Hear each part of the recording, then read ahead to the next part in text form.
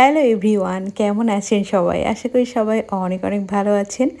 আমি আজকে একটু বেশি ভালো আছি, কারণ এই যে আমার পিকাচু টুকুস অসম্ভবকে সম্ভব করেছে। মানে পিকাচু আর টুকুস দুইজন দুইজনকে দেখতে পারে না, মানে দুইজন দুইজনকে না, মানে পিকাচু টুকুসকে দেখতে পারে না। এটা আপনারা সবাই জানেন। পিকাচু টুকুসকে দেখলে হিস হিস করে, মারামারি করে, ঝগড়া করে, কাছে আসতে দেয় না, আদর করে না। যদিও তারা সম্পর্কে মা মেয়ে, পিকাচু মা, টুকুস তার মেয়ে। যদিও টুকুসমণি অনেক বেশি লম্বা হয়ে গিয়েছে মামনির থেকে।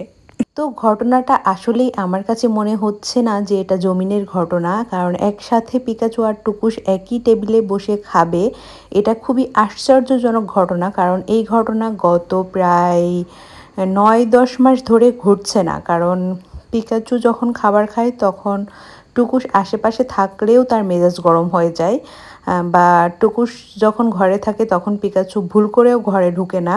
আর পিকাচু যখন আমার কাছে থাকে তখন যদি টুকুস আসে, পিকাচু সঙ্গে সঙ্গে রেগে যায় এবং হিসিস করে, ঝগড়া করে।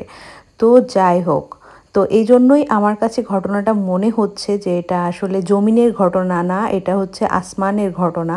আজকে কেন জানি আমি হচ্ছে যখন পিকাচু খাবার খেতে চাইলো, আমি খাবার রেডি করলাম, টুকুসও দেখলাম খাবার খেতে চাচ্ছে। তো আমি একসাথেই খাবার মেখে আগে পিকাচুকে দিলাম, দেওয়ার পর টুকুসকে যখন টেবিলের উপরে প্লেটটা দিলাম, টুকুস খাওয়া শুরু করলো।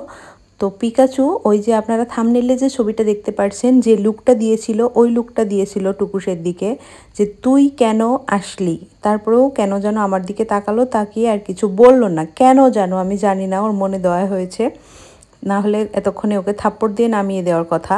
বাট আজকে কেন যেন মার মনে দয়া হয়েছে হয়তো সন্তানের প্রতি, এই জন্য আমার ভীষণ রকম ভালো লাগছে। আমার খুব ইচ্ছে হয় যে পিকাচু ঠিক আগের মতো টুকুসকে আদর করুক, ভালোবাসুক, টুকুসকে বুকে নিয়ে ও হচ্ছে ঘুমাক সোফার উপর আগের মতো।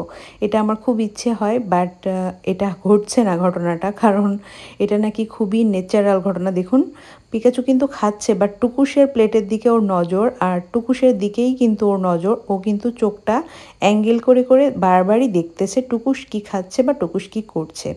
আমি যখন ওদেরকে খাবার দিই, সেম খাবার দিই, সেমভাবে রান্না করি, সব কিছু করি। দেখুন এখন হচ্ছে পিকাচু গিয়ে আগে দেখবে টুকুসেরটা টেস্ট করে, যে টুকুসকে কি আমার মামনি অন্যরকম খাবার দিয়েছিল বা মজা ছিল টুকুসের খাবারটা। এই ধারণাটা পিকাচুর সব সময় হয়। আর আমি যখন টুকুসকে কাছে নিয়ে রাখি তখন পিকাচু হিস হিস করে, পারলে থাপ্পড় মেরে দেয়।